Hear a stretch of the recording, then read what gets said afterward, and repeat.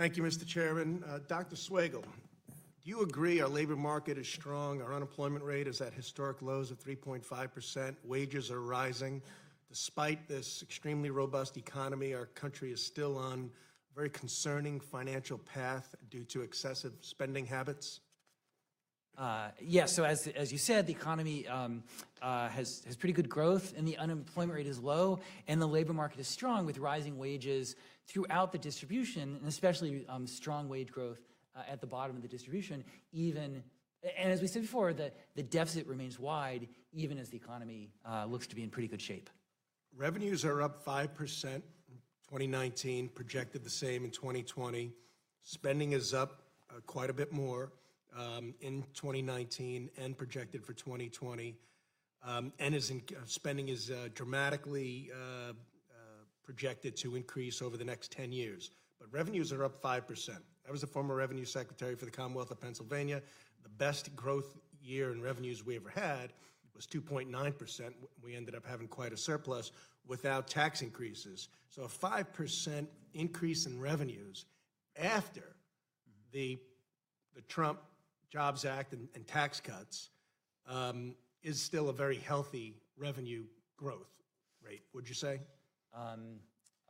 Compared to other countries?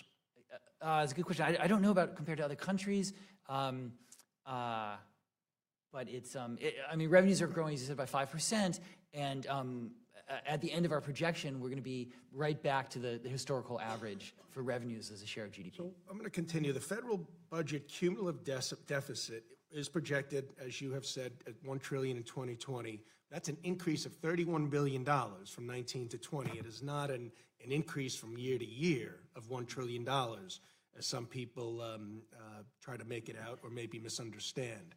Now, let's just compare to the Obama administration, strictly for the purpose of comparing. Revenues in, let's use 2015, the heyday when the Obama economy was at its best. Revenues were at 5% growth, same as they are now. That's after the Obama tax increases. They were at 5% growth.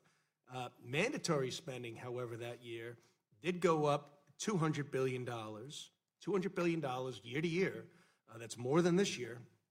And discretionary was flat, largely due to sequestership, and some can claim the good work of the Republican Congress. So the point is, we have, without casting blame, we have a mandatory spending problem, and trying to place blame on a tax cut, okay, is truly intellectual dishonesty. Would you agree? And so the way that I would analyze it is to say this year, you know, what's the tax cut as a share of GDP? 1.2%, just for this year. It's 1% over 10 years, but it's just this year, say 1.2, and the deficit we project this year is 4.6.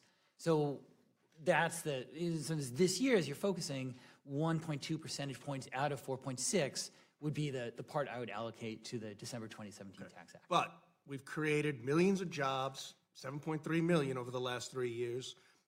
If you factor in approximately a $9,000 at an average family tax rate, federal revenue, that's $63 billion right there. Add in what the savings is from entitlements, that's well over $100 billion.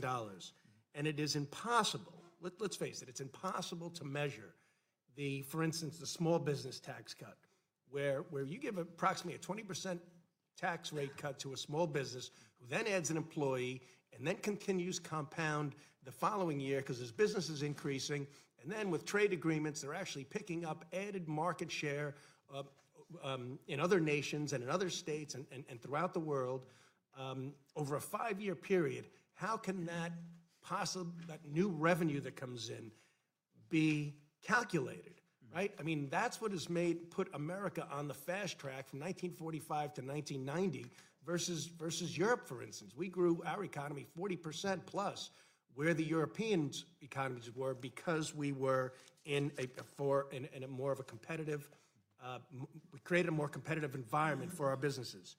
Even though we reduced our corporate tax rates to 21%, Ireland is far less than us, 12.5%. The UK is at 19%. wouldn't you agree that competitive tax rates are essential to the long-term growth of our economy, and we owe it to the people of America not to accumulate their money, those tax dollars, but provide it back to them so they can spend it rather than the federal government spend it for them? And we should, at the same time, focus on more fiscal responsibility when it comes to spending? Okay. Our analysis of the December 2017 Tax Act looked at the effect on the attractiveness of the U.S. for global investment, the competitiveness. And our analysis said that the overall tax act, including all the international provisions and the domestic, the lower corporate rate, made the United States a more attractive place for global investment. So that is based on our analysis. That's